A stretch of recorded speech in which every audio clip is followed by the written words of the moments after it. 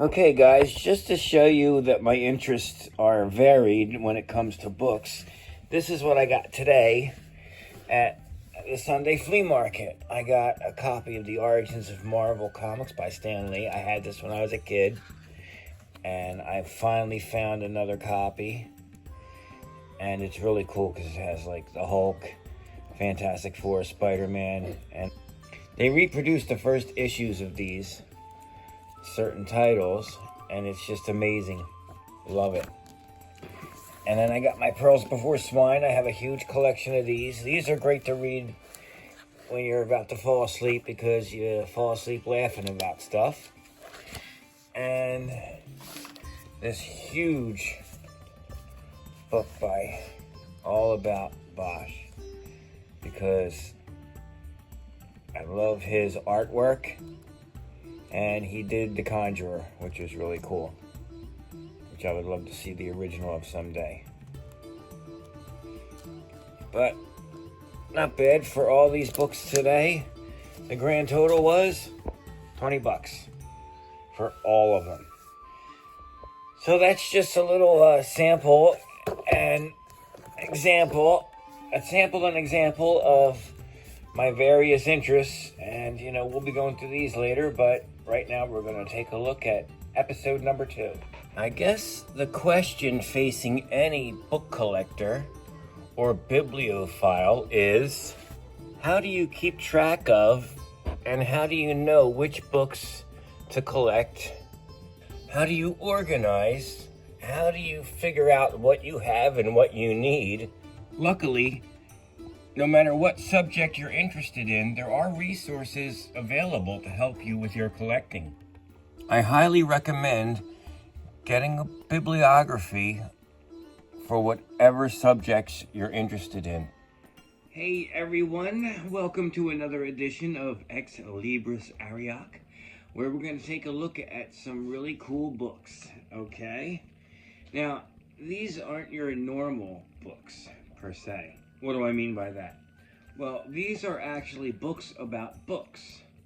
And these books about books are about the best books about books that you can get.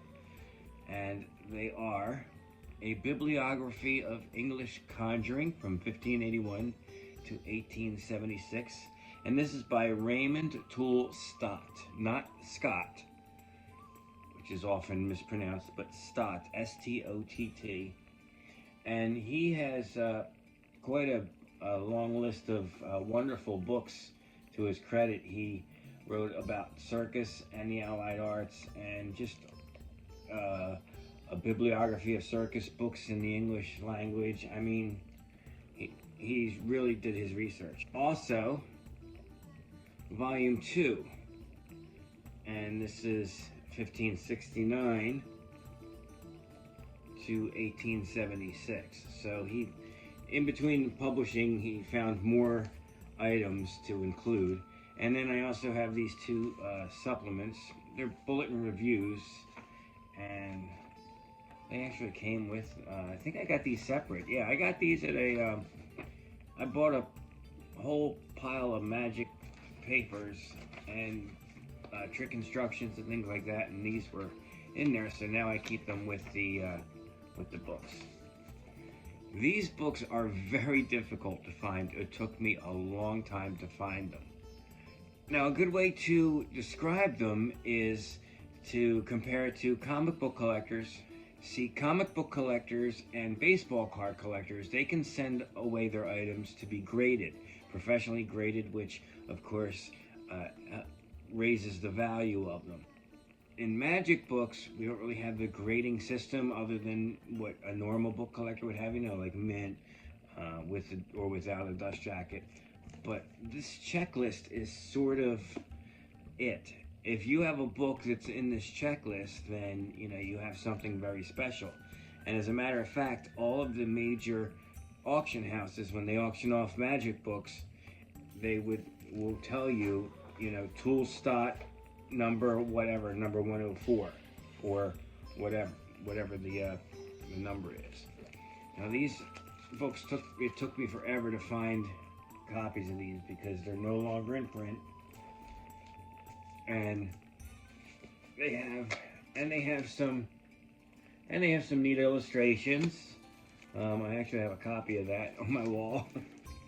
Another thing, they're limited editions, so this is limited to 1,030 copies, and each one is signed, of course. And that's the opening. I had a copy of that hanging on my wall. And the cool thing is that when you look through this, you know, this is from 1976. It's sort of like a checklist, a wish list, and there's stuff in here that you're never going to see list, all rolled into one. I mean, it's so thorough, it's unbelievable. It's also difficult to read because, you know, you have to get the title. There's the title, there's all the information, but he has all these different codes and abbreviations. Of course, the keys are in the front, so, you know, you can figure it out. But now, one thing I did not do is I did not go through my library and check off what books I have in here. I was going to do that in pencil, but then I thought, nah, I really don't want to ruin these because they're so cool. As always, at the end of the video, I'll show you close-ups of these. There's stuff in here from Panetti and books and things that you never thought existed, but they do. And there we go, there's Philippe. I have a 1845 newspaper with him on the front. But I do have several of these books. I still don't have a good Hocus Pocus Jr. I would love to get that. And of course there's volume 2. It came with that loose. A photo of Harry Price, who was a investigator, much like Houdini, and they knew each other, and he had a huge library of magic. Now, in our first episode, we looked at Scott's Discovery of Witchcraft, and I just happened to open in volume 2. There's photos of several different editions of that book. So you can see why these books, these bibliographies, are sought after by collectors, because, you know, you can find out what you need to add to your collection, and what's available and what you have too. It helps identify what you have.